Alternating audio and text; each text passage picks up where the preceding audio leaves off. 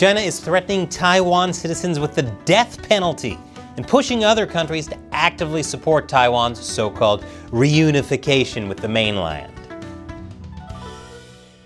Welcome to China Uncensored, I'm Chris Chappell. Real quick, before I begin, 5 years ago, Matt Shelley and I were in Hong Kong, watching 2 million people march through the streets to protest the Hong Kong government and ultimately the CCP. So to commemorate it, China Uncensored is partnering with the Hong Kong Democracy Council to create the first ever digital Hong Kong Lenin Wall, a place for people around the world to show their support for Hong Kongers by writing digital post-it notes of support for Hong Kong. Again, that website is hkleninwall.com. I'll leave a link below. We built this site with a team of security experts. It's completely anonymous. It does not track cookies or any other personal information. It does not store IP addresses. Our goal is to get 10,000 unique posts by the end of June to show Hong Kongers that the world hasn't forgotten them. If you've already signed, thank you, and please ask your friends and family to sign as well. And now, on to the rest of the show. Chinese leader Xi Jinping has made it clear that he will stop at nothing to quote-unquote reunify Taiwan with China, all while simultaneously insisting that Taiwan is already a part of China. Isn't doublespeak fun? Of course, none of that is true. Taiwan, the Republic of China, was never a part of the People's Republic of China. And the PRC has absolutely no power over Taiwan or Taiwanese citizens. But since when has the CCP let something as trivial as reality get in its way? So now China is threatening the death penalty for die-hard Taiwan separatists. Yes, even in Taiwan.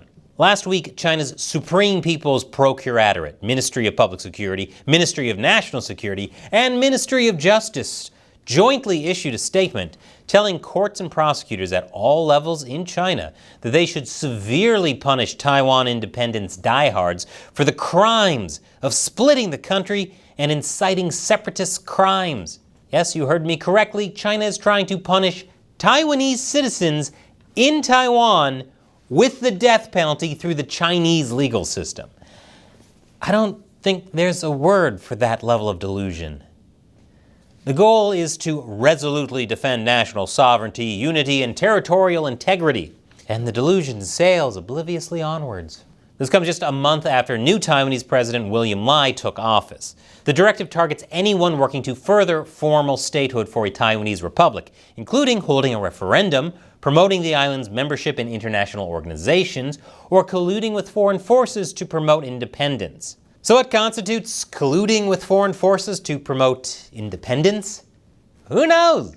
Vague definitions are the CCP's bread and butter. They allow for swift justice. According to the directive, anyone who takes part in a pro-independence organization or helps to finance its activities can face imprisonment for 10 years or even life, depending on the particulars of the crime. So what do you have to do to get the death penalty? You have to be one of those who cause particularly serious harm to the state and the people, and whose circumstances are particularly heinous. Oh, thank goodness. With an explanation that specific, I'm sure there's no confusion to be had, and no way this would ever be abused. Of course, if you voluntarily and truthfully confess your crimes, acknowledge the facts, and show that you're willing to accept punishment, perhaps you'll be treated leniently. Wow, how comforting. The law doesn't just cover people in Taiwan, it supposedly covers people everywhere in the world. Even presenting Taiwan as independent in the fields of education, culture, history, and news media can get you in trouble. Guess I'd better watch my back. Chances are I'd be tried and found guilty, and I wouldn't even have to attend my own trial to find out, because the guidelines allow trial in absentia. Glad I don't have to waste my time attending. Hopefully I don't get stuck with a bill from my absent lawyer. Taiwan's Mainland Affairs Council denounced the directive, calling it an extremely uncivilized and crude provocation. It said the Beijing authorities have absolutely no jurisdiction over Taiwan, and the CCP's so-called laws and norms have no binding force on our people. To which the CCP probably responded by fake arresting them and finding them guilty. Uh-oh. By saying that, did I just get fake time added to my fake sentence? Taiwanese President Lai himself gave his 2 cents, saying democracy is not a crime. It's autocracy that is the real evil. China has absolutely no right to sanction Taiwan's people just because of the positions they hold. What's more, China has no right to go after Taiwan people's rights across borders. But they spent so much money. Can they just go after a few people's rights across borders as a treat? In all seriousness, though, as delusional as all this sounds, it's delusional with a purpose. This is just one of many examples of China's long-arm enforcement of its laws beyond its own borders. The Hong Kong national security law also applies to everyone anywhere in the world. But more than just that, it's China's way of waging legal and psychological warfare to scare Taiwan into submission. If they really want to scare Taiwan, instead of all this legal bluster and military chest puffing, they should just tell them how much bacteria is on the human body at all times. Whatever you think it is, it's 1,000,000 times more. Sleep tight. This also sets the stage to justify its conquest of Taiwan, both domestically and abroad, and to give the death penalty to anyone who stands in their way. But this new law isn't the only way China is setting the stage for a Taiwan takeover. There's also been a subtle yet major change in its dealings with other countries. Historically, China has insisted that other countries that want to deal with China support a one China policy that recognizes the People's Republic of China as the sole legal government representing both China and Taiwan, despite, reality. But something has changed. China is now pressing global leaders to specifically declare their support for Taiwan reunification. A one China recognition is no longer sufficient for Beijing's top leaders. My favorite Chinese state-run media, the Global Times, says the Republic of Nauru issued a statement asserting support for both the one China policy and reunification. And according to Chinese state-run media Xinhua, the Irish Prime Minister told Premier Li Qiang back in January this year that he hopes that China will achieve peaceful reunification at an early date. You'd think Ireland would be on the side of a smaller island fighting against a more powerful nation trying to control them, but hey, why learn history when you can just repeat it?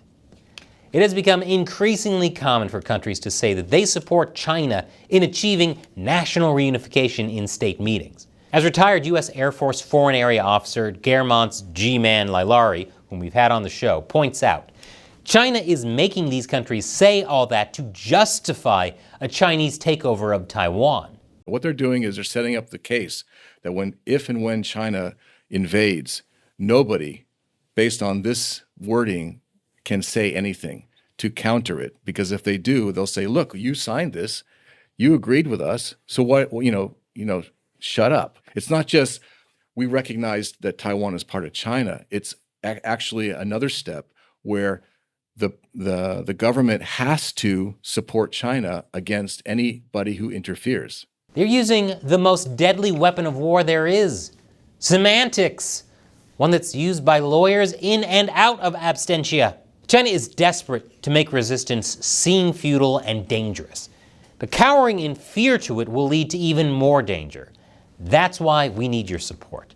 Join me in the chance to show the CCP that we're not afraid. One way you can do that is by visiting hkleninwall.com and leaving a post-it note for Hong Kong. Doing this project and this whole show would not have been possible without the support of viewers like you. On the crowdfunding website patreon.com/China Uncensored. You can contribute however much you want, but it could be even as little as $1 an episode. Every bit helps. It's what makes projects like the Digital Lenin Wall possible. The CCP is taking notice. That's why Chinese state-run media has called China Uncensored disgraceful anti-China garbage. So join what I call the China Uncensored 50-cent army on Patreon. As a thank you to everyone who gives on Patreon, I'll respond to one of your questions or comments at the end of these episodes. Today's comes from Insider. That is awesome news. Have you been guests on Timpool/Timcast yet? If so, what was the date of that?